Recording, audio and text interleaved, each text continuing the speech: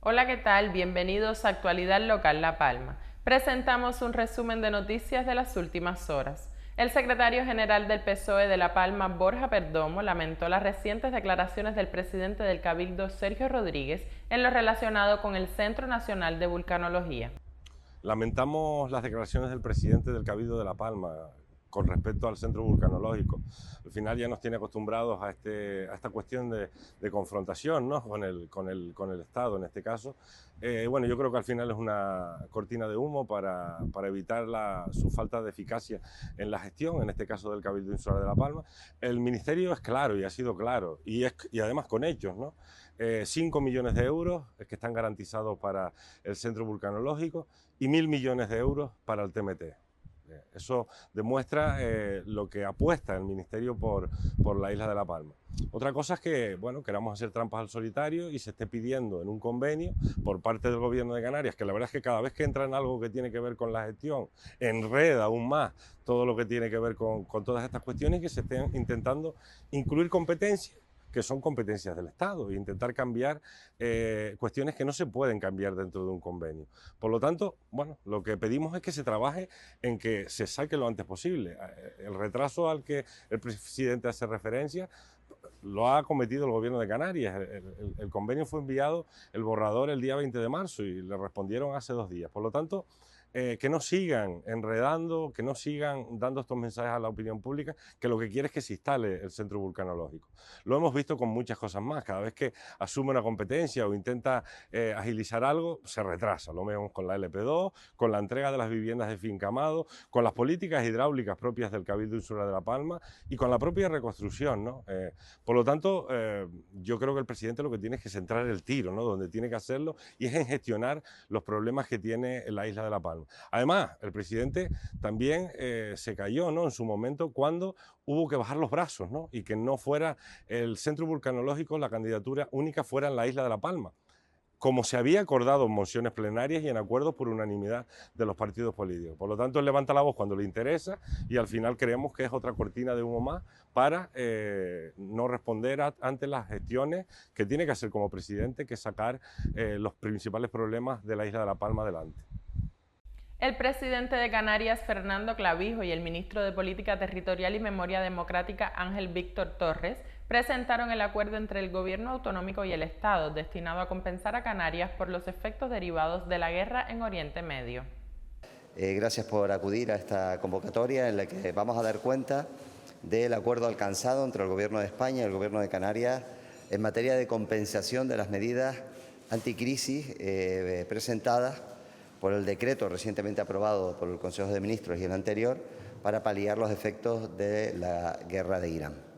Y en ese sentido saben perfectamente, porque además ustedes dieron buena cuenta, que en el primer decreto bueno, pues las singularidades canarias las compensaciones al IVA no estaban contempladas. Se produjo un proceso de negociación entre el Gobierno de España y el Gobierno de Canarias precisamente para calcular esa compensación y cómo se iba a materializar, con un montante de 15,3 millones de euros. Y en este nuevo decreto, que lo que viene a dar es continuidad del mismo, previamente, obviamente, a la aprobación del decreto en el Consejo de Ministros, se produjeron las conversaciones precisamente para, dado que era una continuidad del mismo, pues no cambiar la estructura del decreto, pero que esa compensación y esas singularidades canarias iban a ser tenidas en cuenta. Fruto de ese trabajo se ha alcanzado en las medidas de este nuevo decreto de un montante en torno a 7.800.000 euros de compensación, que suman junto a los 15.300.000 un montante total de 23.100.000. Y esos 23.100.000, ahora el ministro podrá dar cuenta de cómo se materializan y cuál es el procedimiento y los plazos. Esos 23.100.000 es el dinero que vendrá del Gobierno de España para Canarias como medidas compensatorias para financiar, por un lado, las medidas que ha puesto en funcionamiento y que ha prorrogado el Gobierno de Canarias, así como compensaciones a sectores concretos. Yo quiero destacar que este es un acuerdo positivo que hace justicia con las singularidades canarias, con la ciudadanía canaria. Yo también quiero agradecer que, a pesar del despiste inicial que se pudo producir, la voluntad del Gobierno de España en corregir y compensar a los canarios para que no queden en un plano de desigualdad respecto al resto de ciudadanos del territorio español. En el pasado Consejo de Gobierno nosotros aprobamos un decreto donde estaba lo que tú diste cuenta, y en el pasado Consejo de Gobierno lo que hicimos es prorrogar el decreto hasta el 30 de septiembre, exactamente igual que el Gobierno de España. Que esa compensación hasta el 30 de septiembre son los 7.800.000, pero nosotros evidentemente, las compensaciones del impuesto del transporte, la bajada del IGI es superior a esos 7.800.000, pero eso es financiación de la comunidad autónoma que aporta. En los dos decretos, en el decreto del 2000, primero el decreto que se aprobó hasta el 30 de junio, se introducían medidas compensatorias desde la bonificación del 99,9% del impuesto al combustible, desde la reducción del IGIC, desde medidas compensatorias para el sector primario, que los transportistas, en fin, todas aquellas medidas que se acometieron en el primer decreto hasta el 30 de junio y este que se han prolongado, tienen un coste que supera en torno a los 60 millones de euros. Una parte, que es la que le correspondía a la comunidad autónoma, obviamente hace un esfuerzo económico para compensar, pero la parte que estaba incluida dentro del decreto aprobado por el Gobierno de España y que no contemplaba Canarias es la que viene a complementar esas ayudas, ¿no? Yo también quiero destacar en el esfuerzo en este último decreto, una solicitud que habíamos hecho sobre todo en Isla, importante para la isla de La Palma, la posibilidad de la instalación de baterías para la generación de energía, ¿no? O sea que si bien este decreto, una parte por nuestro régimen económico fiscal no estaba contemplado, pero sí hay otras medidas que tienen impacto en el tejido productivo canario, en las personas y en los transportistas que se han sido contempladas. Pero todo eso viene a financiar en torno a un 33% de las medidas que el Gobierno de Canarias hizo en su primer decreto y en este segundo decreto que se ha prorrogado. Bien, como ha trasladado el presidente de Canarias, cuando se aprobó el primero de los reales decretos leyes de ayudas por las consecuencias de la guerra en Irán, se tomaron decisiones que hacía que se bonificara con una rebaja del impuesto de valor añadido una serie de impuestos del Gobierno de España, con el objetivo de que esas bajadas tuviesen su correlato en Canarias, que lo que tiene es un impuesto distinto, el impuesto general indirecto canario. Lo que se arbitró fue un mecanismo entre las dos administraciones para cuantificar en aquel Real Decreto Ley cuál debiera ser la compensación por parte del Gobierno central. Ascendió entonces a un total, como bien ha dicho el presidente, de 15,3 millones de euros. Lo presentamos en su momento, en el verano, y a esta cantidad ahora se suma idéntico mecanismo con el Real Decreto Ley aprobado este pasado lunes en sesión extraordinaria por parte del Gobierno de España. Suma en este nuevo Real Decreto Ley esa cantidad 7,8 millones de euros, sumada a las dos, la cantidad es de 23,1. Bien, ¿qué es lo que va a hacer el Gobierno de España?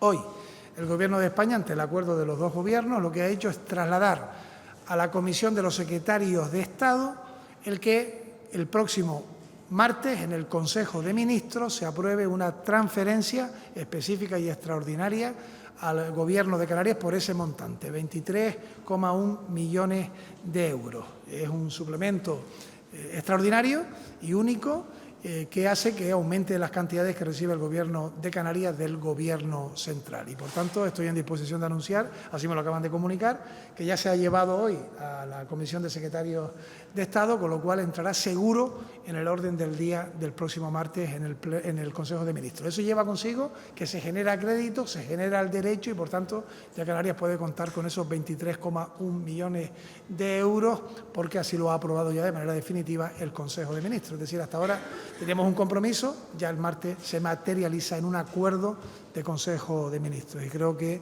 como ya hemos dicho, es mantener las medidas con Canarias acorde a lo que tome el Gobierno de España. Si hubiera un nuevo Real Decreto Ley, pues haríamos lo propio.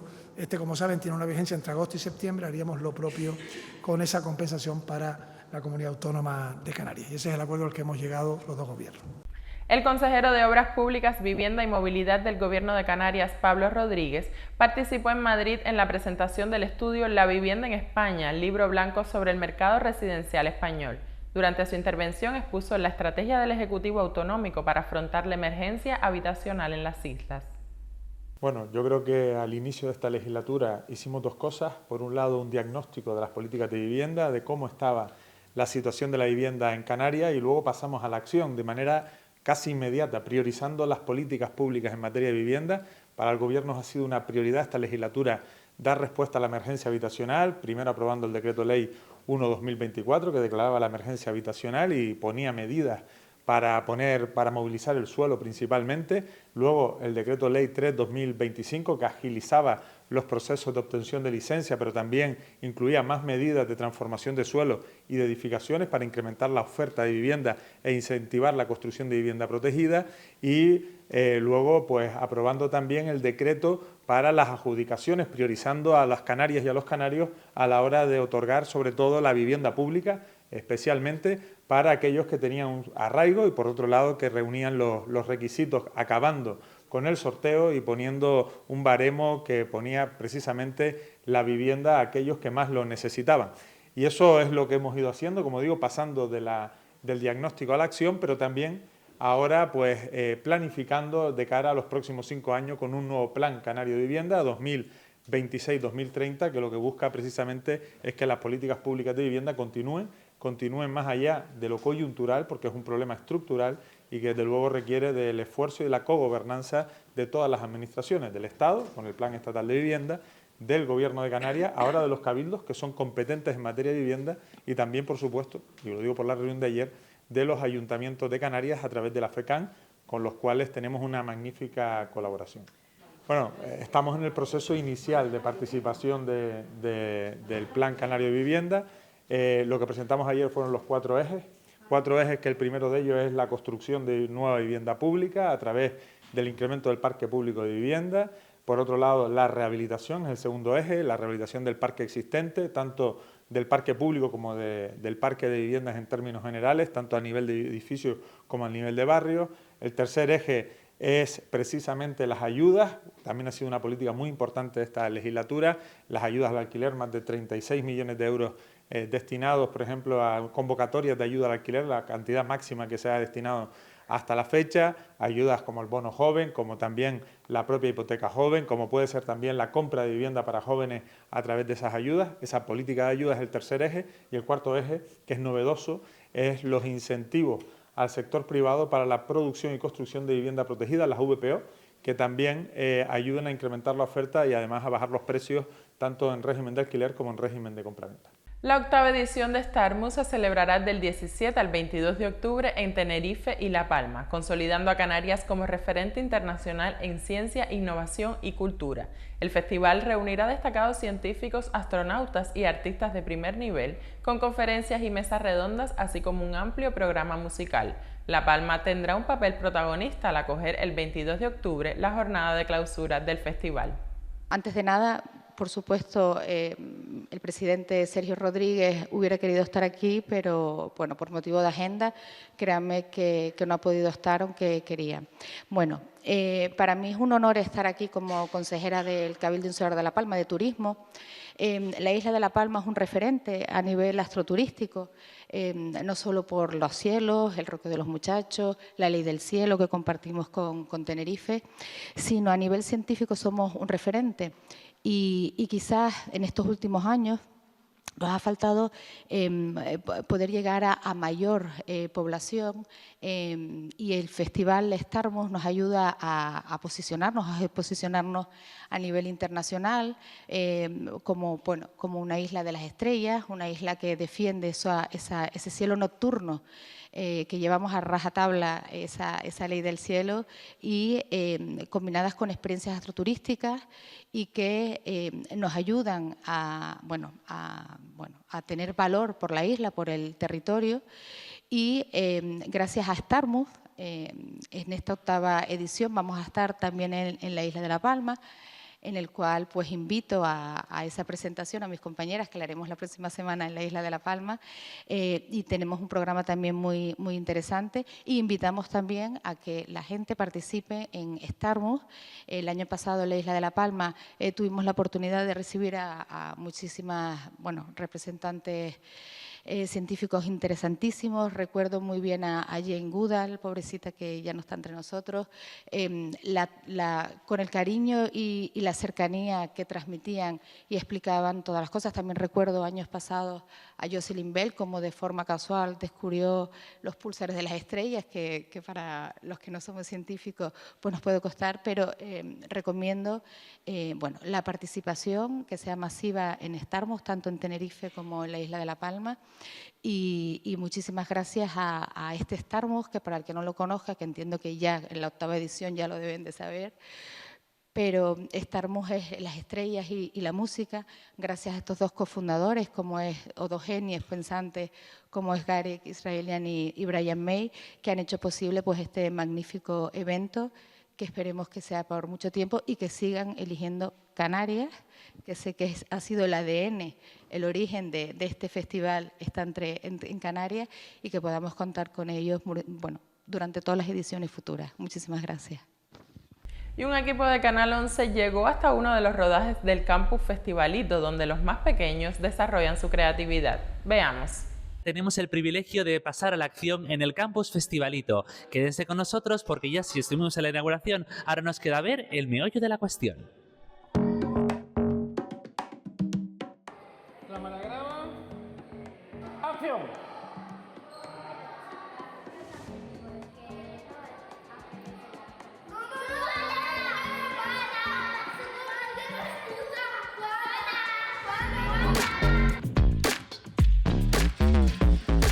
Bueno, cuéntanos, ¿cómo estás llevando estos días de mucho ajetreo?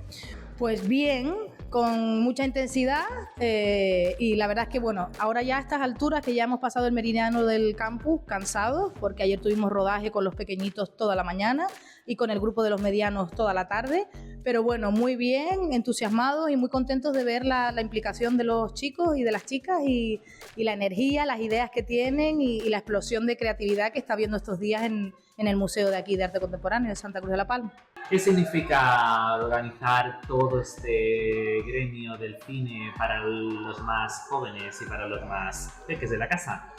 ¿Qué significa? Pues darles una voz a toda esta juventud que quiere hacer artísticamente algo diferente, que están unidos al cine, que tienen intereses con los cortometrajes, con la grabación, que tienen intereses en usar nuevas tecnologías y conseguir, pues en esta semana van a llevar todos sus conocimientos con nuestra ayuda a crear unos cortometrajes que se emitirán el sábado, y pues a la vez que tienen un taller de verano, pues aprenden cosas nuevas, comparten conocimientos, hacen nuevos amigos y me parece bastante positivo.